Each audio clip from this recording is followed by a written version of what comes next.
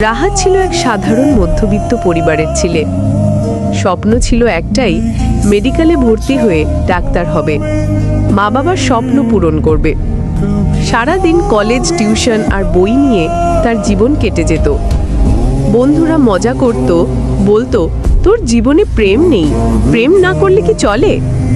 রাহাত এসব কথায় হাসতো, বলতো সময় হলে প্রেমও করব, এখন পড়ার সময়। একদিন কলেজের লাইব্রেরিতে তার দেখা হয় তুলির সাথে। তুলি হাসল, সুন্দর মিষ্টি হাসি। রাহাতের মন কেমন যেন করে উঠল। ধীরে ধীরে পরিচয়, বন্ধুত্ব, কথা শুরু হলো। সন্ধ্যার পর টিউশন থেকে ফিরে চুপি চুপি ফোন, মেসেঞ্জার।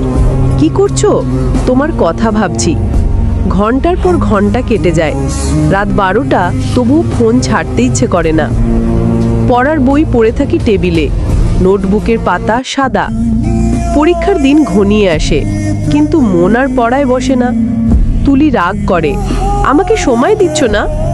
রাহাত বাধ্য হয়ে পড়ার সময়ও তুলির সাথে কথা বলে।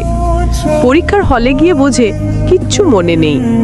ফলাফল, মেডিকেলে চান্স পেল না। তুলির পরিবার তখন বিয়ে ঠিক করলো এক ব্যবসায়ীর সাথে। তুলি বলল, আমি পারবো না তোমাকে নিয়ে সংসার করতে, তুমি তো এখন কিচ্ছুই না। রাহাত বোকার মতো তাকিয়ে রইল। ফোন বন্ধ, কথা শেষ। রাহাতের চোখে জল এলো। সব হারিয়েছে, স্বপ্ন, পড়া, কেরিয়ার, আর যাকে নিয়ে দিনরাত স্বপ্ন দেখত সেই তুলি। একদিন বন্ধু এসে বলল, দেখিস ভাই, প্রেম ভুল সময় করলে জীবনও ভুল হয়ে যায়।